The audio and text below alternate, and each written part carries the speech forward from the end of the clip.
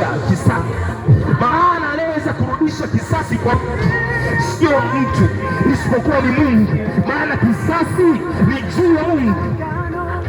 Na nataka nikuambie jambo moja, dawa ya kudili na adui yako ni kumtendea mema.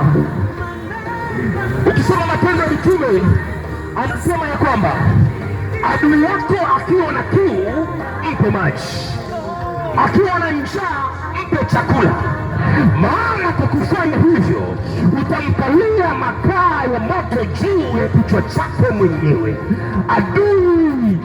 Maadui zetu ni watu wazuri wanaotusaidia sisi kufika kwenye mafanikio. Usiwadharau maadui, wapende maadui ili wakufikishe kwenye mafanikio yako. Maadui wanatumika kama ngazi ya kukuchukua wewe kwenda kwa Ukia. Unapochukua ngazi hauwezi kufika kwenye mafanikio yako. Sema haleluya, sema haleluya. Ngazi atuzidharau. Inawezekana ukaona ngazi ni kitu cha kawaida, lakini lazima uipitie ili ufike unakotaka kufika. Hivyo maadui wanatumika kama ngazi. Ngoja nikuelezee kisa kimoja.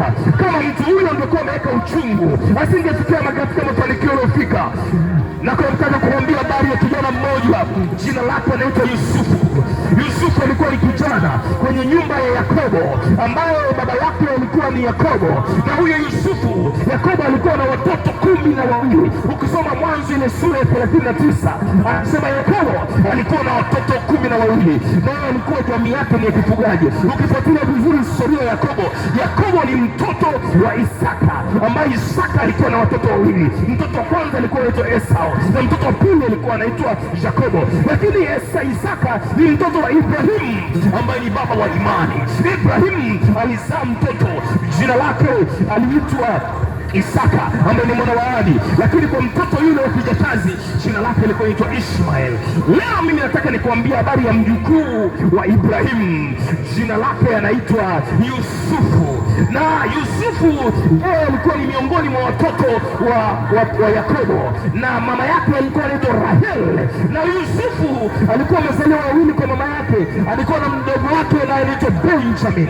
Na wakati wanakuwa kwenye makuzi yao na wale ndugu zake wengine 11, kwa sababu Yakobo alikuwa na watoto 12, walipokuwa wanakuwa kwenye makuzi, Mungu akampa kibali Yusufu kwa babaye, kwa sababu alipenda kufanya mambo mema. Ndugu zake wakamchukia Yusufu kwa sababu alipendwa na babaye, wakamtendea chuki, na babaye alimtengenezea Yusufu vazi zuri sana, wakaendelea kumchukia Yusufu. Akaota ndoto ya kwamba yeye atakuwa kiongozi juu ya ndugu zake, wakamchukia zaidi. Na siku moja ndugu zake walipokuwa wamekwenda kuchunga, kwa sababu walikuwa wanaishi kwenye jamii ya kichungaji, walipoenda mbele kutafuta malisho, walipokuwa wamefika sehemu inaitwa Dothan, siku hiyo baba yake akamtuma Yusufu, nenda kwa kaka zako uwapelekee hii posho ya chakula waweze kula na maji haya. Yusufu alipoondoka na kwenda, alipofika Dothan wakamwona kwa mbali. Walipoanza kumwona kwa mbali Yusufu, ndipo saa wakaanza kupanga mpango. Wakasema, yule bwana wa ndoto yule anakuja, na tupange mipango ya kumuua. Nataka kukuambia mara zote adui zako wanakokupangia mipango ya kukuua, mipango ya kuua biashara yako, wewe usiogope, bali wewe mtazame Mungu. Wewe mtazame Mungu, endelea kusimama na Mungu, maana inawezekana hiyo mipango unaipanga juu ya kukuangusha ndiyo sababu yako ni kukuchukua kwenye hatua nyingine ya mafanikio yako, ndio ngazi yako. Wazungu wanaita stepping stone. Wakati unavuka mto kuna mawe yanawekwaga, yale mawe yanaitwa stepping stone. Inawezekana hiyo hatua na huo ubaya ambao hao adui zako wanakusudia ndio stepping stone yako ya kutoka sehemu moja kwenda sehemu nyingine. Waswahili wanasema kumpiga chura peke unamwongezea mwendo hujamkomoa. Ndivyo hivyo unapofanya kwa adui zako, wakati wanakutendea mabaya, unakuwa unapata hatua nyingine, unakwenda kwa namna nyingine. Asubuhi ya leo nataka kukuambia, walipofanya mpango wa ndugu yao mmoja anaitwa Yuda, akasema, jamani, huyu ni damu yetu kabisa, tusimuue Yusufu. Naomba badala ya kumuua tumtupe kwenye kwenye kisima. Ndipo wakaamua wakachukua lile vazi la Yusufu, wakalirarua, wakamtupa yeye kwenye kisima, wakaipaka damu. Wakasema, tutakaporudi nyumbani kwa Yakobo baba yetu, tutamwambia ndugu yetu walipokuja, tulikuta si vazi, labda yumkini tambua ni vazi la mwanao, tazama ile damu. Basi inawezekana aliuliwa na mnyama mkali.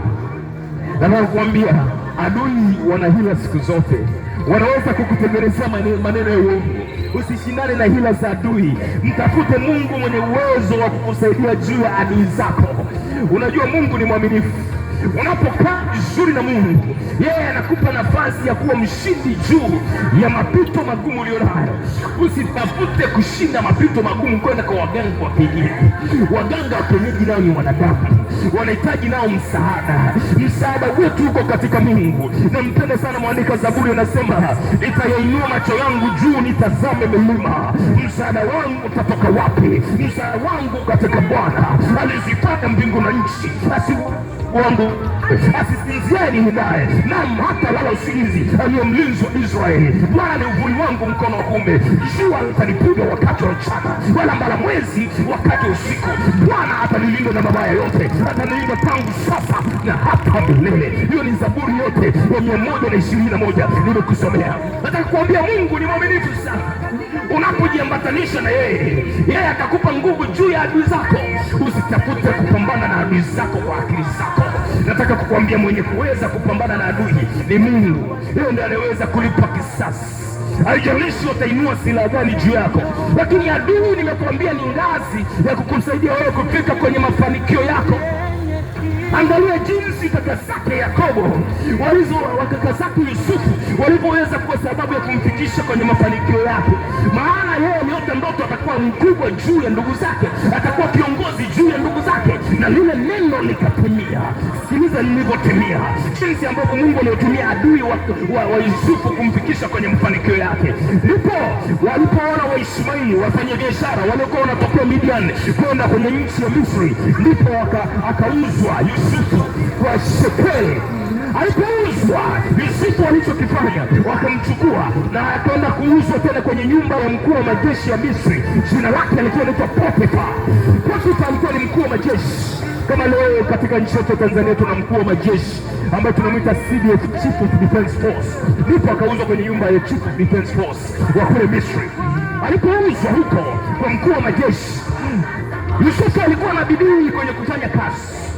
Kama wewe ambavyo unabidii kufanya kazi kila siku, asubuhi unaamka kuja kwenye ofisi yako. Lakini Yusufu hakuwa na bidii tu, lakini alikuwa anamcha Mungu, anamwogopa na kumpenda Mungu. Kitu ambacho umekipungukiwa ni kumcha na kumwogopa na kumpenda Mungu. Hicho ndio nataka usikipungukiwe asubuhi ya leo, ili uongeze na uweze kupata hatua ya kutoka ulipo, utoke ndani yako. Na Yusufu hakuwa na ndugu zake. Yusufu aliendelea kuwapenda hata alipokuwa mbali, akusema moyoni mwake kuwa na uchungu, kama usingeniuza nisingekuwa leo mtumwa kwenye nyumba hii ya huyu mkuu wa majeshi ya Misri. Lakini alifanya kazi kwa bidii, na Biblia inasema mkono wa Bwana ulikuwa pamoja na Yusufu, na akiwa pale kwenye nyumba ya Potifa, yule bosi wake Potifa akafanikiwa sana kwa sababu